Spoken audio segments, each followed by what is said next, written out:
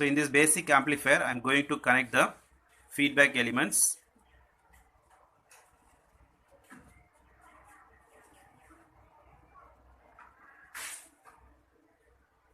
Now the entire circuit becomes as a Hartley oscillator, because in the feedback we have L1 and L2 as inductive element and C as the L3 as a capacitive element.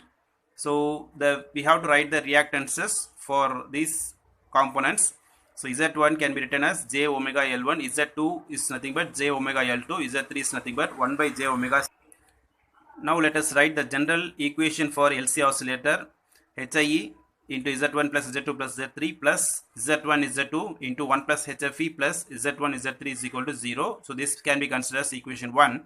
Here we are going to substitute the reactances value, Z1 as j omega L1, Z2 as j omega L2 and Z3 as 1 by j omega LC. Substituted here HIE into HIE into j omega L1 plus j omega L2 plus 1 by j omega C plus the Z1 Z2 terms we have written here. Okay, up to this we have completed. Now we have to separate imaginary part as well as real part. Okay, so here when we take the j and omega term is common for all the things, hence we take out the j omega term, we have remaining things are kept in a bracket. Here we see when we multiply this, the j, the imaginary part, is washed out. Okay, only we have omega squared L1 and L2 and omega squared L1 and L2 into HFE. So remaining portions here also these two gets cancelled. So in this third term, in this second term and third term, we don't have any imaginary part. So this considered as a real part. Here only we have the imaginary part. This can be considered as equation 2. The next we need to find two things. One is to find the frequency of oscillation. Second, we have to find the gain of the amplifier. So to find the frequency of oscillation, what we do is we take imaginary part alone from the equation 2 and we equate to the value 0. Hence, what is the imaginary part? Omega HIE. So from this expression we take imaginary part is omega apart from j, omega HIE into L1 plus L2 minus 1 by omega squared C, that is equated to 0. So this term will be vanished because of moving right side to 0. L1 plus L2 minus 1 by omega squared C. So we move the 1 by omega squared C to the right side. All things becomes as positive plus. So we need only frequency of oscillation. Hence we bring the omega squared value to the left side, remaining portions to the right side. So omega squared is equal to 1 by L1 plus L2 into C. What is omega? Omega is nothing but 2 pi f. So we square these terms and bring remaining terms, keeping f alone here, bringing remaining terms to the right side. We will have, okay, keeping f squared here, remaining terms brought out to the right hand side. So when we take square root on both, we will have f is equal to 1 by 2 pi into root of L1 plus L2 into C. So the now L1 and L2 can be combinedly written as L equivalent inductance value. So the final frequency of oscillation is f is equal to 1 by 2 pi root of L equivalent into C.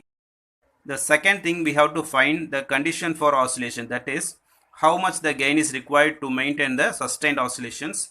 For this we are going to take the real part from the equation 2 and it should be equated to 0.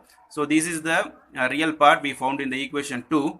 So now we rearrange these things. L1 by LC is equal to omega squared L1 L2 into 1 plus HFE we are getting. Okay.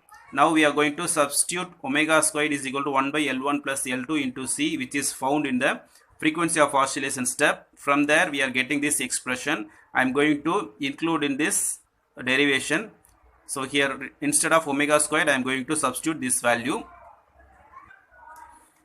And this expression, the C, both the C gets cancelled and L1 is equal to L1 into L2 into 1 plus HFE by L1 plus L2 we get. Okay, now what we have to do is we have to bring the 1 plus HFE to the left side because we need the expression for HFE. Okay, so now I brought 1 plus HFE here is equal to L1 plus L2 by L2. These two L1s are also gets cancelled. So finally we have 1 plus HFE is equal to L1 plus L2 by L2. Now we divide L2 individually. I get L1 by L2 plus L2 by L2, that can be written as 1. Okay, in both the sides I have 1 gets cancelled. Finally I get HFE is equal to L1 by L2. Okay, for Hartley oscillator, we have found till now, we have found frequency of oscillation as well as the gain requirement. In some situations we consider the mutual inductance. In real world, practically L1 and L2 both may be wound on a single core. In our explanation we have shown as a separate cores, but in practical world it will be wound in a single core. Hence there will be a mutual inductance between the coils. So we have to consider the mutual inductance. When we consider, the two things will be varying. First one, L equivalent. So the L equivalent will have different value rather than L1 plus L2. So what happens? L1 plus L2 plus 2m we are getting. Similarly for HFE, already we found L1 by L2, but when we include the mutual inductance we have L1 plus m by L2 plus m. Okay, so how this is possible? In the start of derivation we have to make these changes. Z1 should be j omega L1 plus j omega m, and Z2 is equal to j omega L2 plus j omega m. If we put this value and we derive, finally we get this answer. Okay, so before performing, if any problems asked in this type of Hartley oscillator questions, we have to first check whether the mutual inductance is given or not. Otherwise you can use the normal formula. If mutual inductance is specified in the problem, you have to use this type of formulas. Thank you.